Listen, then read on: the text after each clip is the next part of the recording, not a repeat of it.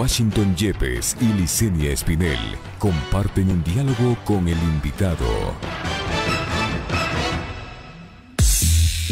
En Punto Noticias hablamos de...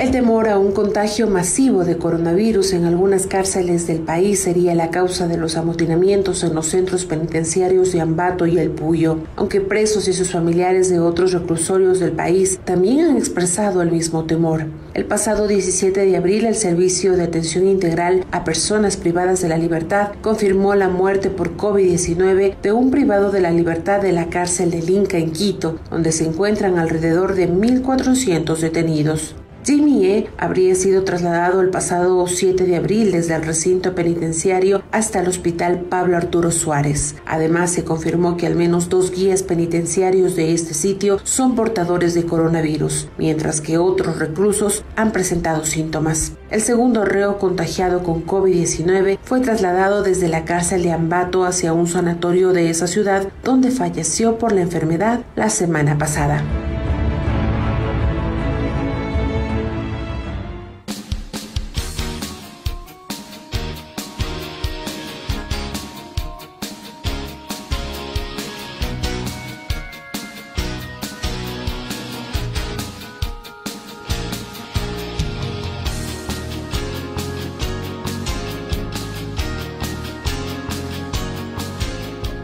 Pichincha Universal. 8:38 ante esta situación que ha sido ya descrita muy bien por Diana Dávila. ¿Cuáles son las medidas lógicas, humanitarias, que del sentido común que se deben tomar? Le pregunto esto de inmediato a nuestro invitado, Franklin Samaniego, asambleísta por Compromiso Social con la Revolución Ciudadana, a quien le pido que active su micrófono, por favor, Franklin. Muchísimas gracias, Washington, Yesenia, por la posibilidad de conversar el día de hoy. Un saludo a la ciudadanía. Quiero también extender mi solidaridad para todas las familias, las personas que están atravesando por situaciones muy complicadas y difíciles en virtud de la crisis sanitaria, económica y social que vive el mundo, y no es distinto en el Ecuador. La cuestión se encuentra un poco complicada, pero sin duda alguna es sumamente importante, por ejemplo, como usted señala, desde los derechos humanos, compartir también y analizar estos temas de suma importancia. Franklin, buenos días. Le saluda Licenia Espinel. En otros países se han tomado ya decisiones respecto a la liberación de personas privadas de la libertad que no representan un riesgo importante para la sociedad, esto para evitar que se vuelvan masivos los contagios en los centros de reclusión. En nuestro país no hemos hecho nada al respecto. Ya tenemos varios privados de la libertad que han fallecido en diferentes centros de detención. Sin embargo, seguimos esperando que las autoridades anuncien algún tipo de plan. Se han limitado a reforzar un poco los controles de ingreso, pero esto no solo afecta a los privados de libertad, sino también a sus familias, porque el momento en que una persona va a visitar a un preso pone en riesgo a toda la familia. ¿Y en qué consiste el proyecto que usted está preparando de indultar a personas privadas de libertad? Denos un poco más de detalles, por favor. Bueno, quiero iniciar señalando que el principal, lo más importante y lo fundamental en este momento es la salud y la vida de las personas. En el Ecuador, el sistema de rehabilitación social viene atravesando, no de ahora, de hace algunos años atrás, una crisis compleja, difícil, fundamentalmente por el tema del hacinamiento. 39.400 personas privadas de la libertad en el sistema de rehabilitación social, con un hacinamiento que sobrepasa el 30%. Una situación que, además de la crisis sanitaria que vive el país, se complejiza porque lo que hace es poner en riesgo la vida de las personas. Ahí quiero señalar, por ejemplo, que la Corte Interamericana de Derechos Humanos este 9 de abril se pronunció en virtud de una declaración, la 0120, que determina que efectivamente el Estado, como garante de derechos, debe tomar las acciones necesarias para reducir los niveles de hacinamiento y de sobrepoblación y disponer de forma racional, ordenada, mediante alternativas de la privación de la libertad. En ese sentido, conocemos efectivamente que en el país existen varias figuras que ya han sido aplicadas, como el indulto y la amnistía, fundamentalmente el indulto en temas humanitarios, como una institución jurídica de derecho internacional, tanto en Perú, en México y en Colombia, en Chile, en donde han tomado en cuenta estas recomendaciones y han empezado con trámites que van desde, en primer lugar, agilitar los trámites de beneficios penitenciarios, el de agilitar los trámites para acogerse en virtud de lo que determina el código a los regímenes semiabierto y abierto, ¿no es cierto?, a las personas, por ejemplo, que ya han cumplido en el régimen semiabierto el 60% de su pena, y por otro lado, las figuras de indulto para las personas que están en estado de vulnerabilidad o que tienen enfermedades catastróficas. En ese sentido, hemos pedido la comparecencia tanto de la presidenta del Consejo de la Judicatura como del director del SNAI para analizar este tema. Franklin, el gobierno, en contraposición a estas propuestas, ha señalado y de manera como categórica que en los 48 centros de rehabilitación social se mantienen activados protocolos que están evitando o para evitar la propagación del coronavirus, ¿no?, entre los reos y funcionarios, y consecuentemente esta posición del régimen pues le haría asumir una posición también para tomar otro tipo de medidas como las que usted señala. Bueno, hay varios temas que se plantearon, principalmente al director del SNAI, quien por escrito nos ha hecho llegar la información principalmente de las personas que tienen enfermedades catastróficas, de personas de atención prioritaria, los adultos mayores, las mujeres embarazadas. Más de 40 mujeres con niños viven en restricción de salida, detenidos en la cárcel en la cárcel de Chillogallo, ¿no es cierto? En Chillogallo hay una casa de acogida en donde efectivamente ellas conviven con sus hijos. Pero quiero señalar que de la información que se nos ha entregado, uno de los graves problemas, como en todo lado, pero aquí se agrava más por la situación, es el tema de la entrega de recursos. No hay entrega de recursos sobre los presupuestados. El SNAI y la disposición que tienen a nivel de los COE y del gobierno nacional es de que en virtud de los recursos que tienen, reorganicen sus cuentas y puedan atender la pandemia. Otro problema también grave es que sí existen protocolos al interno de los centros de rehabilitación social, pero ancladas a otras instituciones, como por ejemplo el Ministerio de Salud Pública, quien tiene que dotar y asistir en los casos que correspondan. Yo le requería la información al director del SNAI solicitándole que me informe si ellos tienen un plan, si el Ministerio de Salud no da, si en algún momento llega a colapsar el sistema de salud, cómo ellos van a enfrentar esta situación. Y nos decía que eso era responsabilidad del Ministerio de Salud. Entonces, hay otro problema también. Sí, efectivamente dicen que tienen lugares en donde mantener a las personas en aislamiento, pero ya en una cárcel en donde tiene más del 30% o el 40% en algunos centros de aislamiento, es muy difícil, va a ser muy difícil controlar si es que no hay medidas al interno. Le decía, ¿cuántas pruebas tienen ya destinadas para las personas que están al interior? Y nos decían que eso dependía del Ministerio de Salud. O sea, la independencia en este sentido es muy grave y es muy difícil. Entonces, pasando ya de esta situación, yo creo que es sustancial el tema. Me indicaron que hay 20 mujeres que están con niños al interno de los centros que podrían tener ya un proceso de indulto. Sin embargo, de esto hay algunos trámites que tienen que evacuarse. Recordemos que el Consejo de la Judicatura y la Corte Nacional de Justicia dispusieron la suspensión de la atención, excepto en los temas de flagrancia, de violencia intrafamiliar y algunos otros. ¿Qué pasa con los jueces penitenciarios? Sabemos que ya se han activado y están atendiendo, pero los trámites son muy tortuosos. Por ejemplo, hay requerimientos o requisitos que hay que presentar los notariados. las notarías no están funcionando, sino desde estos últimos días y en casos particulares, no en todos los temas que tienen que plantearse. Entonces, el director ha planteado que se está buscando la factibilidad de reformar los reglamentos internos para un poco acomodar los requerimientos, no hacerlos más débiles, sino más bien acomodar los requerimientos en la rigurosidad de cómo deben presentarse para que puedan acceder ya sea a beneficios penitenciarios, ya sea a indultos, a amnistías que están determinados en la Constitución y en la ley.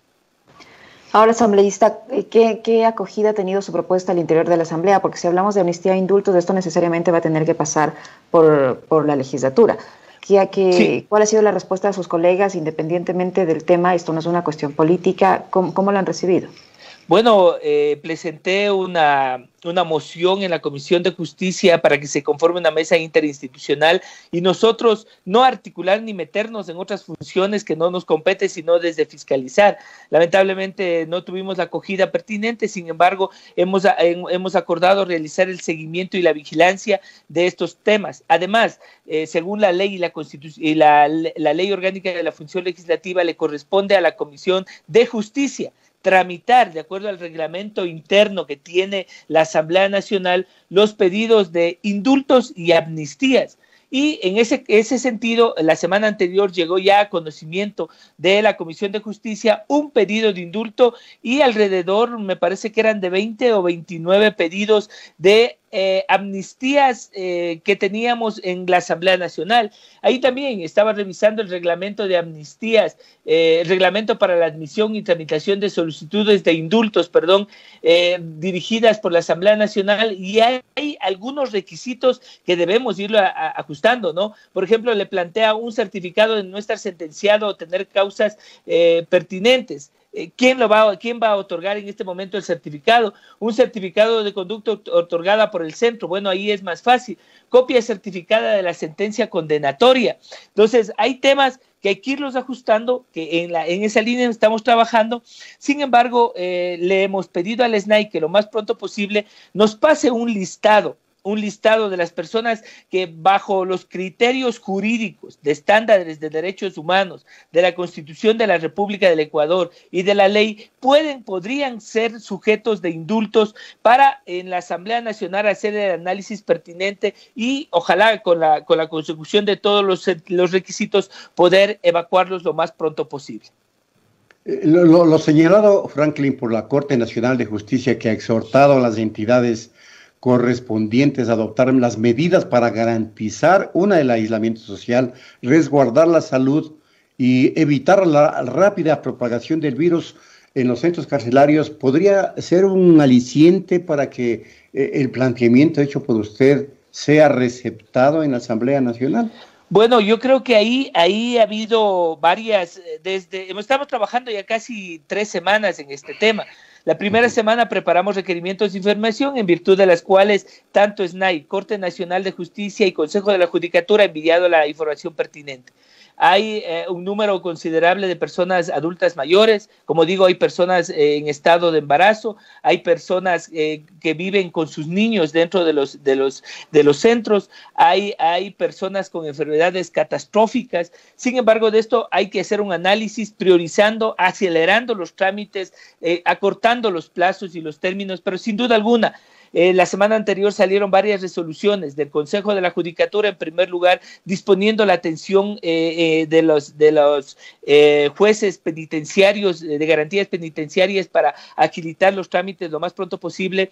La otra cuestión, el análisis que se va a realizar de los requisitos. La otra situación también, la Corte Nacional de Justicia, agilitando un poco más los trámites y disponiendo la garantía de los derechos de las personas privadas de la libertad. Creo que hemos ido dando pasos importantes, ¿no es cierto? Hemos ido dando pasos importantes para que se vayan adoptando las medidas que correspondan en la garantía de los derechos de las personas privadas de la libertad. Recordemos que la Constitución los determina en el grupo de personas de atención prioritaria, ¿no es cierto? Entonces, el Estado tiene que agilitar los trámites y tiene que garantizarle los derechos. En primer lugar, igual que afuera, dotarles de las pruebas que tienen que realizarse. En segundo lugar, los insumos. Escuché y nos pasaba en el requerimiento de información el director del SNAI una reclasificación presupuestaria al interno, en donde determinaban $7,000 para compra de mascarillas, $8,000 para compra de gel antiséptico y de otros insumos. Sin embargo, yo creo que el Estado, dentro de las prioridades para salvar vidas, también tiene que disponer de recursos para que en los centros de rehabilitación social haya la atención prioritaria. El momento que se van detectando casos, nos decían hasta la semana anterior no hay caso, ahora ya hay un caso, ¿no es cierto? El director de SNAI decía que había alrededor de 7 guías penitenciarios que estaban contagiados. Entonces, esto es una cadena. Sabemos que si una persona ingresa puede ser un foco de contagio masivo al interno de los centros de rehabilitación social. Sin embargo, yo quiero saludar el trabajo que ha hecho el SNAI, el esfuerzo que va haciendo el SNAI, pero si el Estado en su integralidad y los gobiernos autónomos descentralizados no tienen también en su radar estos temas, es muy complejo. Y la otra cuestión, el Consejo de la Judicatura, aspiremos que agiliten los trámites lo más rápido posible. No estamos interfiriendo en funciones del Estado, nosotros tenemos conciencia de que lo que tenemos que hacer es fiscalizar. Vamos a inmediatamente esta semana a ingresar un nuevo requerimiento de información y con una nueva comparecencia para saber qué es lo que va pasando y hacer el seguimiento. Por el otro lado, en nuestras competencias, hemos abocado ya conocimiento el día viernes de los trámites y de los pedidos, tanto de indultos por temas humanitarios y de amnistías, y los tramitaremos lo más pronto posible. La presidenta de la Asamblea ha indicado que va a presentarnos un cronograma ajustado lo máximo posible en los términos y plazos para revisarlos. Los equipos de asesoría de los asambleístas y de la comisión se van a reunir para lo más pronto posible presentar un borrador de informe a consideración de la comisión y que la comisión tome las decisiones que correspondan en el menor tiempo posible. Asambleísta, ustedes que están recibiendo en forma directa la información del titular del SNAI, ¿cómo está el sistema de rehabilitación en estos momentos? ¿Cuántos casos se conocen confirmados de coronavirus entre los internos y en qué condiciones están realizando los debidos aislamientos, tomando en cuenta que el servicio de salud al interior de un centro de reclusión es absolutamente precario? Generalmente no hay ni una aspirina. Entonces, ¿cómo se está tratando el aislamiento? ¿Dónde los tienen a los reos? ¿Dónde permanecen en aislamiento los que ya han sido contagiados? Bueno, ahí, por ejemplo, debemos tomar en cuenta un elemento. Yo les había dicho que son 39,403 personas privadas de la libertad hasta el momento en que nos entregaron la información, de los cuales hay 15,146 que son procesados, 23,580 que son sentenciados. Esto es, ojo en este tema, hay contraventores 264 y con apremios personales 413, que quiere decir que a la fecha habían 413 personas, por ejemplo, que no habían cancelado las pensiones alimenticias y que estaban dentro del sistema de rehabilitación social. Ahora, la información oficial que nos entregó la SNAI es que hay una persona contagiada, ¿no es cierto? Había un fallecido, nos señalaban, y 7 guías penitenciarios que estaban contagiados. Sin embargo, esa información nos tenía que avalar el Ministerio de Salud Pública, y ahí la complejidad de la articulación entre las entidades. Yo creo, a mi criterio, y ese fue el criterio que yo entregué a SNAI, y decía que ellos debían tener toda la información, sí, con el aval del Ministerio de Salud, sí, con el aval del MIES, por los temas de atención prioritaria, sí, con el aval de los COES, pero la información tenía que estar centralizada en el sistema de rehabilitación social, porque es muy difícil, como decía, si llega a colapsar el sistema de salud y no hay un contingente o unas medidas por fuera del sistema de salud que tengan previsto el sistema de rehabilitación social, va a ser muy difícil que si el sistema de salud no puede reaccionar afuera de los centros de rehabilitación, lo hagan al interior, ¿no es cierto? En todo caso, aspiremos que las personas que están privadas de la libertad, por ejemplo, adultas mayores, que llegan a un número de 521 personas, se nos ha pasado ya el listado con los tipos penales o los delitos que han cometido. Las personas también privadas de la libertad, adolescentes que están en conflicto con la ley, en donde ellos también son grupo de atención prioritaria. Entonces, como digo, Hay varios temas que deben resolverse. En primer lugar, el tema de las zonas de aislamiento, se nos ha indicado que sí tienen ya destinados espacios al interno. Hay que resolver también temas informáticos para que las personas privadas de la libertad no se les cuarte su derecho a tener acercamiento o contacto con sus familiares, ¿no es cierto? Recuerde que los centros de rehabilitación fueron declarados en emergencia. Se ha dispuesto que dentro de la medida de las posibilidades informáticas se empiece a habilitar estos sistemas, pero los temas de violencia dentro del sistema de rehabilitación social han sido graves. Hay 3 casos, por ejemplo, ya lo señalaba Washington, en Ambato, ¿no es cierto?, en Tungurahua, en el Carchi, sectores en donde efectivamente las personas privadas de la libertad estaban reclamando la afectación de sus derechos, principalmente a tener contacto con sus familiares. Bueno, estamos ya en la parte final. Un minutito le pediría a Franklin. ¿Están preparados? Ya es otro tema Hoy comienza el primer debate de la famosa ley de solidaridad, de ayuda humanitaria y otras hierbas. ¿Cómo va? ¿Qué pálpito tiene? Bueno, la bancada de la Revolución Ciudadana ha tomado algunas posiciones. En primer lugar, hemos dicho que no estamos todavía preparados para pasar del aislamiento, ¿no es cierto?, a la otra fase de distanciamiento. Es un tema muy difícil, muy complejo, y la información que se entregó el día de ayer no tiene el sustento técnico todavía en virtud de las normas internacionales. La segunda, en relación a la pregunta y de los 2 proyectos de ley, nuestra posición es que nosotros en la ley que va a ayudar en temas humanitarios por la crisis de COVID, vamos a ingresarle todas las propuestas que hemos planteado para poder enfrentar en conjunto y más bien una solución en relación a este tema, ¿no es cierto? Y la otra ley que tiene que ver con las finanzas públicas, se ha determinado ya por la mayoría de los miembros, no solo por nuestra bancada, que es una copia casi de la ley que fue archivada en el mes de octubre. En ese sentido, nosotros no vamos a caer en ese juego. Ahí no tenemos soluciones estructurales para el país. La Revolución Ciudadana ha planteado 3 proyectos de ley, ¿no es cierto?, 3 iniciativas legislativas que este momento han planteado que sean insumos para estos proyectos de ley. Sin embargo, nuestra posición va a ser: salvemos vidas, ¿no es cierto?, dotémosle al Estado y a la ciudadanía de las herramientas pertinentes para enfrentar la alimentación de los grupos más vulnerables, ¿no es cierto?, el tema también de poder solventar el aislamiento con todo lo que corresponde, pero sin duda alguna, los otros planteamientos que no tienen nada que ver con estos temas, pues nosotros no las vamos a apoyar. Peor todavía, meterle la mano a los más pobres y a las mayorías para solventar esta crisis. Vamos juntos a enfrentar la crisis, vamos juntos a garantizar los derechos. Sin duda alguna, creo que el pueblo ecuatoriano necesita transparencia en la información, necesita que se diga cuántas pruebas existen y cuántas se las va a hacer y cómo se los va a hacer,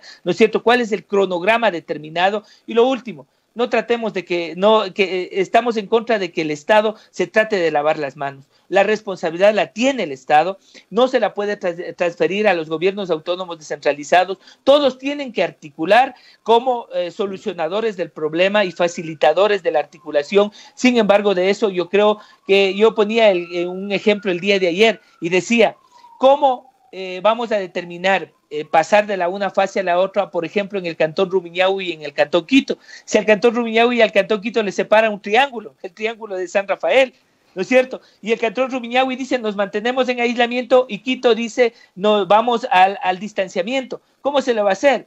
Cuando hay cantones que son dormitorios y no pasa por eso. O sea, aquí hay que tener una mirada integral. La geografía no es el mapa, la geografía va más allá del mapa. Muchísimas gracias, Guacho, muchísimas gracias a ustedes que nos han dado la oportunidad de compartir en este momento con la ciudadanía. Gracias también a Franklin Samaniego, él es asambleísta de Revolución Ciudadana, que nos acompañó en el cierre de las entrevistas de Punto Noticias Diseña. Así es, gracias asambleísta, gracias a ustedes amigos, gracias a ti Washington, nos escuchamos y nos observamos, bueno, esperemos que ya para el mediodía nos podamos también escuchar en nuestras frecuencias. Les recordamos a nuestros amigos seguidores que estamos con un inconveniente técnico en las antenas del Pichincha, próximo a resolverse, así es que esperamos escucharnos y observarnos al mediodía conmigo y a las 17 horas contigo Washington. Que tengan una excelente jornada. En Punto Noticias, la noticia vive.